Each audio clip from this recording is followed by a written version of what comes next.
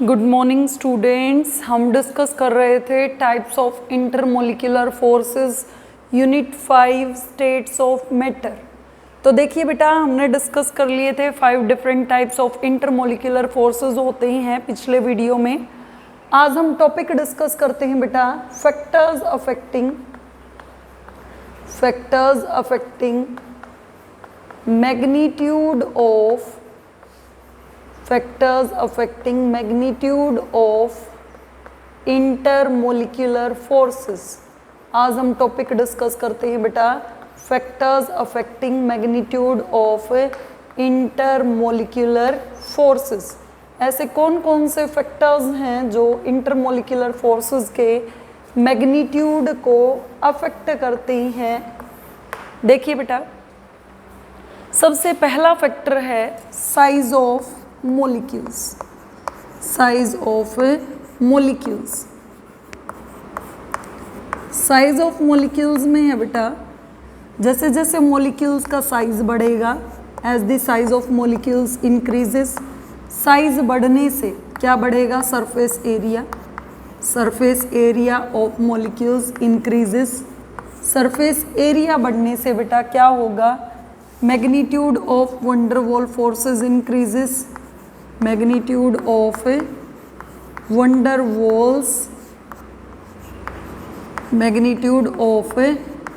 Walls forces increases.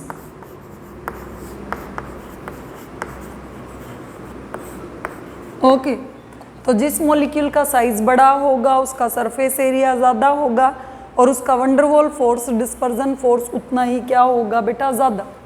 जैसे हमने discuss किया, हम गए कहाँ से? ग्रुप 14 में। कार्बन का हाइड्राइड मीथेन, कार्बन के बाद क्या आता है? Silicon, this is silane. इसके बाद क्या आता है? Germanium, this is germane. This is what? This is methane. This is what? This is silane. And next is germane. तो बेटा देखिए, जैसे जैसे हम डाउन द ग्रुप मूव कर रहे हैं, साइज बढ़ रहा है। एटॉमिक नंबर 6 से 14 हो गया, 14 से 32 हो गया। तो डाउन द ग्रुप मूव करते हुए क्या है? साइज बढ़ रहा है। साइज बढ़ने से क्या होगा? सरफेस एरिया बढ़ेगा और सरफेस एरिया बढ़ने से बेटा मैग्नीट्यूड ऑफ वंडरवॉल फोर्सेस भी क्या कर जाता है? इंक्रीज। सरफेस एरिया बढ़ने से मैग्नीट्यूड ऑफ वंडरवॉल फोर्सेस भी क्या कर जाता है? इंक्रीज।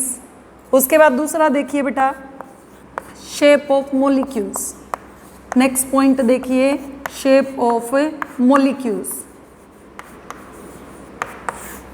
शेप ऑफ मोलिक्यूल्स में देखिए बेटा, जैसे जैसे किसी भी स्ट्रक्चर में ब्रांचिंग होती है, ब्रांचिंग होने से सरफेस एरिया उतना ही क्या होता है? घटता है। और जितना सरफेस एरिया घटेगा बेटा, क्योंकि वंडरवॉल फोर्सेस तो केवल सरफेस एरिया पे डिपेंड करते हैं, उतने ही मैग्नीट्यूड ऑफ वंडरवॉल फोर्सेस क्या करेंगे? Decrease. As the branching increases, surface area of molecules decreases. Surface area घटने से वंडरवॉल फोर्सेस भी क्या करेंगे? डिक्रीज।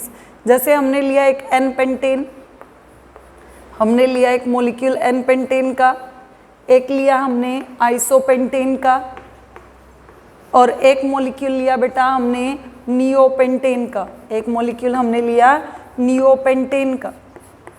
तो एन का मतलब बेटा नॉर्मल या स्ट्रेट चेन, 5 कार्बन हैं, 1 2 3 4 5।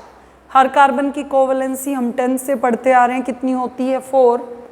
तो यहाँ पे एक बॉन्ड है तो हाइड्रोजन कितने लग गए बेटा? 3। यहाँ पे 2 बॉन्ड है तो हाइड्रोजन 2, यहाँ पे भी 2 बॉन्ड है तो हाइड्रोजन 2, यहाँ पे भी 2 बॉन्ड है तो हाइड्रोजन 2, 1 बॉन्ड है तो हाइड्रोजन 3। तो this is the structure of n pentane. Isopentane में क्या होगा बेटा? सेकंड पोजीशन पे ब्रांचिंग कर दीजिए, फिर वैलेंसी कंप्लीट कीजिए। दिस इज CH3, 1 2 3, 3 बॉन्ड है तो हाइड्रोजन 1, यहाँ पे हाइड्रोजन 3, यहाँ पे हाइड्रोजन 2 और यहाँ पे हाइड्रोजन कितना है? 1। ओके, इसके बाद आ जाइए बेटा नियोपेंटेन में सेकंड पोजीशन पे 2 पॉइंट्स पे क्या कर दीजिए? ब्रांचिंग। अब वैलेंसी कंप्लीट कीजिए, CH3 एंड CH3। तो देखिए बेटा, यहाँ पे ब्रांचिंग कोई नहीं है, सिर्फ स्ट्रेट चेन है। यहाँ पे एक पोजीशन पे ब्रांचिंग है और यहाँ पे पोजीशन कितनी पोजीशंस पे है ब्रांचिंग? 2 पे। तो जैसे जैसे ब्रांचिंग बढ़ती है, ब्रांचिंग बढ़ने से सरफेस एरिया घट जाता है, सरफेस एरिया घटने से वंडरवॉल फोर्सेस घट जाएंगे। तो सबसे ज़्यादा वंडरवॉल फोर्सेस किसके होंगे? एन पेंटेन के, देन आइसोपेंटेन के, देन नियोपेंटेन के। तो सबसे ज़्यादा वंडरवॉल फोर्सेस किसके होंगे बेटा? N pentane, then isopentane and then neopentane. तो इस तरह हम ये 2 फैक्टर्स डिस्कस करते हैं बेटा, जो किसी भी मॉलिक्यूल की क्या डिसाइड करते हैं कि उसके अंदर मैग्नीट्यूड ऑफ वंडरवॉल फोर्सेस कितना प्रेजेंट है। ओके, जितना सरफेस एरिया ज़्यादा होगा उतना ही मैग्नीट्यूड ऑफ वंडरवॉल फोर्सेस क्या होगा बेटा? ज़्यादा। जितना सरफेस एरिया ज़्यादा होगा उतना ही मैग्नीट्यूड ऑफ वंडरवॉल फोर्सेस क्या होगा? ज़्यादा।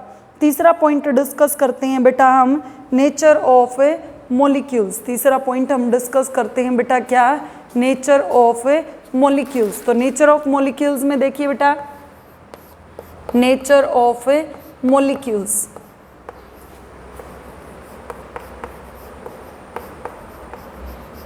नेचर ऑफ मॉलिक्यूल्स में क्या है बेटा? अगर मॉलिक्यूल क्या है? पोलर है, तो उनके बीच में इलेक्ट्रोनेगेटिविटी डिफरेंस क्या होगा? ज़्यादा होगा। ओके, तो उनमें मैग्नीट्यूड ऑफ वंडरवॉल फोर्सेस क्या होंगे? ज़्यादा। और अगर मॉलिक्यूल क्या है बेटा? नॉन पोलर, तो उनके बीच में कोई इलेक्ट्रोनेगेटिविटी डिफरेंस प्रेजेंट नहीं होगा। जब इलेक्ट्रोनेगेटिविटी डिफरेंस ही प्रेजेंट नहीं है बेटा, तो उनके अंदर मैग्नीट्यूड ऑफ वंडरवॉल फोर्सेस क्या होगा? बहुत कम। उनके अंदर मैग्नीट्यूड ऑफ वंडरवॉल फोर्सेस क्या होगा? बहुत कम। ओके, तो ये 3 फैक्टर्स हमने डिस्कस किए। पहला साइज, साइज बढ़ने से फोर्स बढ़ेंगे। दूसरा शेप, जैसे जैसे ब्रांचिंग बढ़ेगी वैसे वैसे वंडरवॉल फोर्सेस घटेंगे। और तीसरा नेचर, पोलर मॉलिक्यूल्स में इलेक्ट्रोनेगेटिविटी डिफरेंस प्रेजेंट होता है। इलेक्ट्रोनेगेटिविटी डिफरेंस प्रेजेंट होने से मॉलिक्यूल्स के बीच में forces of attraction, van der Waals forces क्या होंगे? ज़्यादा। अगर मॉलिक्यूल्स क्या है? नॉन पोलर, तो मैग्नीट्यूड ऑफ वंडरवॉल फोर्सेस क्या होंगे? उनके अंदर कम। ओके, तो इस तरह हमने 3 फैक्टर्स डिस्कस कर लिए बेटा। उसके बाद हम नेक्स्ट टॉपिक्स, कुछ छोटे छोटे क्वेश्चंस डिस्कस करते हैं बेटा। जैसे हमने नेक्स्ट टॉपिक कंसीडर किया intermolecular forces. Intermolecular forces versus, next topic is intermolecular forces versus thermal energy. Next topic is intermolecular forces versus thermal energy.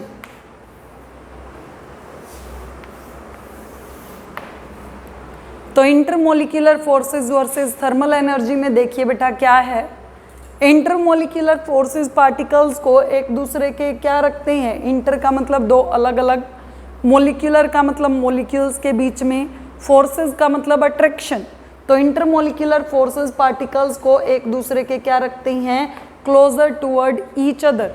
तो ये फोर्सेस ऑफ अट्रैक्शन सबसे ज़्यादा किस में होगा? सॉलिड में, देन लिक्विड, देन गैस। तो ये फोर्स ऑफ अट्रैक्शन सबसे ज़्यादा किस में होगा? सॉलिड्स में, then liquids, then gas. Thermal energy के कारण पार्टिकल्स एक दूसरे से क्या होते हैं? जैसे ही पार्टिकल्स को हीट करेंगे, हीट करने से पार्टिकल्स क्या अटेन करेंगे? Kinetic energy. Kinetic energy gain करते ही पार्टिकल्स क्या करेंगे? अपनी मीन पोजीशन से अवे मूव करेंगे। तो थर्मल एनर्जी पार्टिकल्स को क्या रखती है? अवे। तो सबसे ज़्यादा अवे किस में होंगे? गैस में, देन लिक्विड, देन सॉलिड। तो यहाँ से हम कंक्लूड कर सकते हैं कि इंटरमोलिक्यूलर फोर्सेस तो पार्टिकल्स को एक दूसरे के क्लोज रख रहे हैं, और थर्मल एनर्जी में पार्टिकल्स एक दूसरे से क्या हो रहे हैं? अवे। तो यहाँ से हम क्या कह सकते हैं बेटा? इंटरमोलिक्यूलर फोर्सेस, इंटरमोलिक्यूलर फोर्सेस क्या कह सकते हैं? Intermolecular forces are inversely proportional to thermal energy. Intermolecular forces are inversely proportional to thermal energy. Clear हुआ बेटा? क्यों इनवर्सली प्रोपोर्शनल है? क्योंकि इंटरमोलिक्यूलर फोर्सेस तो पार्टिकल्स को एक दूसरे के क्या रखते हैं? क्लोज। और थर्मल एनर्जी में पार्टिकल्स एक दूसरे से क्या होते हैं? अवे। तो इससे हम कह सकते हैं कि इंटरमोलिक्यूलर फोर्सेस और थर्मल एनर्जी एक दूसरे के थर्मल एनर्जी एक दूसरे के क्या हैं, इनवर्सली प्रोपोर्शनल। ओके, उसके बाद है बेटा, अगर थर्मल एनर्जी ज़्यादा है, अगर थर्मल एनर्जी ज़्यादा है तो कोई भी सॉलिड किस में कन्वर्ट होगा, ए solid changes into the liquid, कहाँ पे, at its melting point. Melting point क्या होता है, the temperature at which A solid changes into the liquid. और अगर थर्मल एनर्जी और ज़्यादा बढ़ जाती है, उसको फर्दर हीट करते हैं तो हमारा लिक्विड मॉलिक्यूल किस में कन्वर्ट हो जाता है, गैस में। हमारा लिक्विड मॉलिक्यूल किस में कन्वर्ट हो जाता है, गैस में। ओके, तो higher are the intermolecular forces, then अगर फोर्सेस ज़्यादा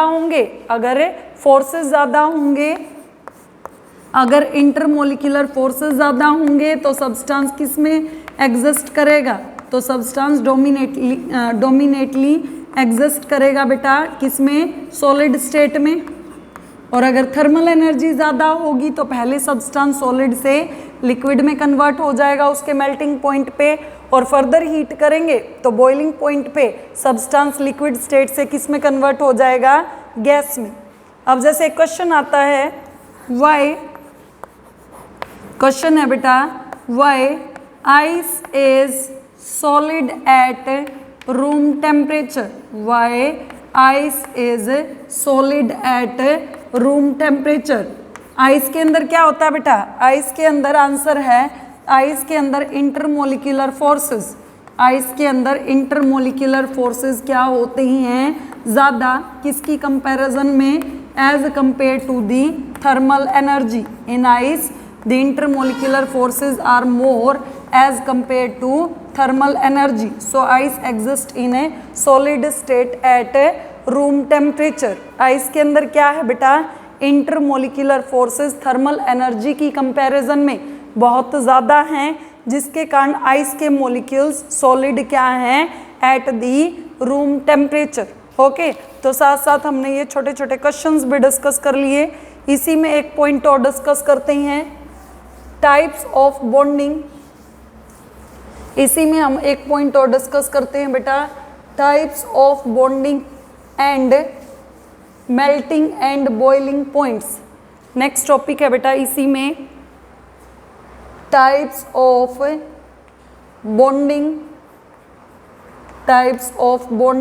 and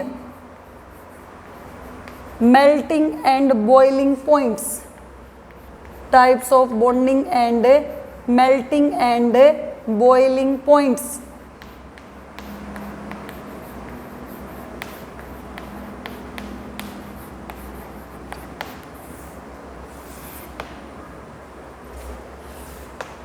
types of bonding and melting and boiling points. इसमें देखिए बेटा, magnitude of melting and boiling points किस पे डिपेंड करता है, जितना ज़्यादा मैग्नीट्यूड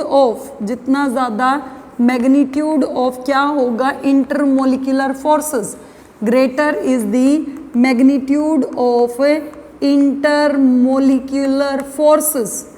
जितना ज़्यादा मोलिक्यूल्स के बीच में इंटरमोलिक्यूलर फोर्सेस ज़्यादा होंगे, उतना ही पार्टिकल्स में क्या होगी, क्लोज पैकिंग। उतनी ही पार्टिकल्स में क्या होगी, क्लोज पैकिंग। उतने ही पार्टिकल्स क्या होंगे, क्लोजली पैक्ड। और जितने क्लोजली पैक्ड होंगे बेटा, उतना ही मेल्टिंग पॉइंट और बॉइलिंग पॉइंट हमारा क्या होगा, ज़्यादा।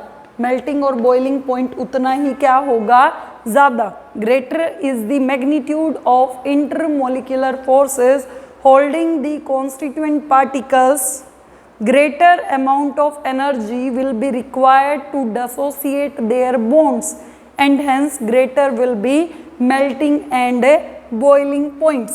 अब हम तीन मॉलिक्यूल्स में डिस्कस करेंगे बेटा। सबसे पहले हम डिस्कस करते हैं आयनिक सॉलिड्स में, ओके। फिर हम डिस्कस करेंगे बेटा मेटेलिक सॉलिड्स में, और फिर हम थर्ड पॉइंट डिस्कस करते हैं मेल्टिंग एंड बॉइलिंग पॉइंट किसके अंदर, कोवलेंट सॉलिड्स में। तो आयनिक सॉलिड में देखिए बेटा, हमने एक आयनिक सॉलिड क्या लिया, NaCl। ये NaCl किस में टूट सकता है, Na पॉजिटिव और Cl नेगेटिव। ये NaCl किस में टूट सकता है? Na पॉजिटिव और Cl नेगेटिव में।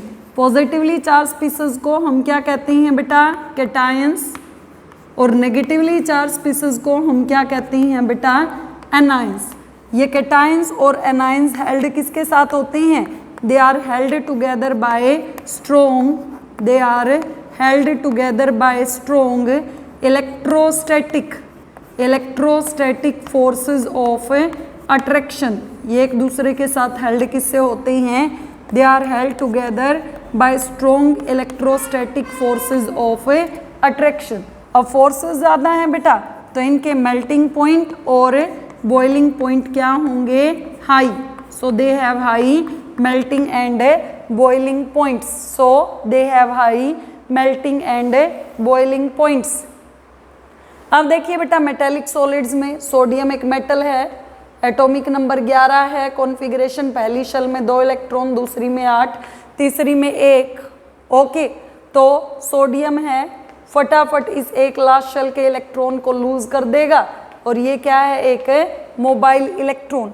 तो इस पॉजिटिवली चार्ज स्पीसीज को हम क्या कहते हैं बेटा? कर्नल। और इस फ्री इलेक्ट्रॉन को हम क्या कहते हैं? Mobile electron. इस पॉजिटिवली चार्ज स्पीसीज को हम क्या कहते हैं? कर्नल। और फ्री इलेक्ट्रॉन को हम क्या कहते हैं? Mobile electron. तो this force of attraction between the positively charge kernels and mobile electron is called metallic bond. तो ये कर्नल और मोबाइल इलेक्ट्रॉन किससे बाइंड करते हैं बेटा? स्ट्रॉन्ग मेटेलिक बॉन्ड से।